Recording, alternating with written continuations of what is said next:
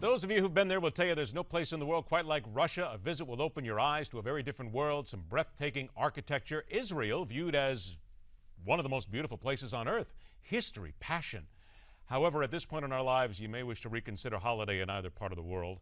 Welcome to MidPoint, an original news producer for CNN, veteran journalist, traveled the world extensively for more than 20 years, and the nationally recognized travel expert. Couple of minutes now with Laura Powell. Laura, thanks for joining us. Good to be here. Laura, here we go. Delta, United, U.S. Airways now canceled flights out of Israel or to Israel. The FAA has banned airlines going to Israel. Don't even think about it, right? Well, for the next 24 hours, yes. The ban was put in place about an hour ago at 12:15 Eastern Time. Lufthansa Airlines, which also includes Swiss and Austrian Airlines, has banned travel by their carriers for 2 days in and out of Ben Gurion. So, to be continued. But the U.S. Airlines right now is only a one-day cessation of flights. Is it just not really a good idea for Americans who may want to go and may say, well, maybe I can get away with it? It's just not worth the risk. I don't think I would go, especially after you read today's travel warning from the State Department, where it says you must be prepared to have a gas mask available. You should know where the nearest emergency shelter is. This is not the kind of place you want to go right now on vacation. So I would definitely say hold off on going to Israel until things calm down. Might you want to consider also Europe in general when we talk about certain regions? Because now, because of what happened to MH17 over the Ukraine, there are some airlines that are actually flying over Syria, which still seems maddening at that point. You don't want to come close to what's going on there now. Well, the good thing is, I suppose, if Americans are going over to Europe, they don't have to fly over Syria or Ukraine because obviously Europe is west of that area. Sure. So, you can't really check on the flight pattern either. So it's a little bit scary. But again, if you check the travel.state.gov, they will have all of the latest travel warnings, and that's a good place to check if you're going to what might be a hot spot. But a minute to go. What about Egypt? Because tourism certainly is suffering there, is it not?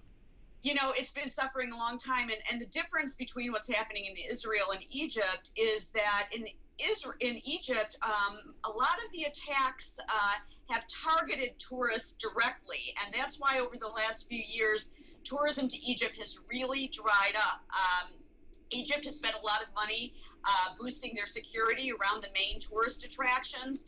And again, there are still travel warnings there, but just this last February, there was another attack on tourists. So unlike in Israel, where it's a general conflict, in Egypt, there's fear of going there because in some cases in the past, tourists have been targeted. Worry about clothes to take and worry about wars as well. Laura Powell will do it again in a longer period of time next time. Thanks so much for joining us. Thank you.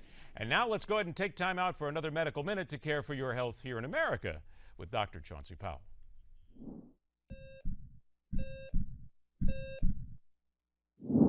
Judging from everything you hear, you think all cholesterol is bad, but that's not really true.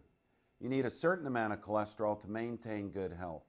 The problem is that too much cholesterol in your blood contributes to a plaque, a fatty substance that narrows the coronary arteries that feed blood flow to your heart.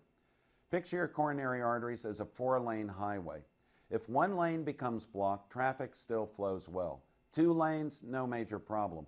But if a 3rd lane becomes blocked, that spells trouble. It's the same way with your coronary arteries. And when plaque slows their blood flow to your heart, this can even cause a heart attack. The good news is that when it comes to cholesterol, lifestyle changes can pay off big time. Even a small reduction in plaque can be like opening up another highway lane. Suddenly, blood flow that was stalled can go forward again. Changing your lifestyle does not have to be hard. And in fact, here are 3 ways to help you start lowering your cholesterol.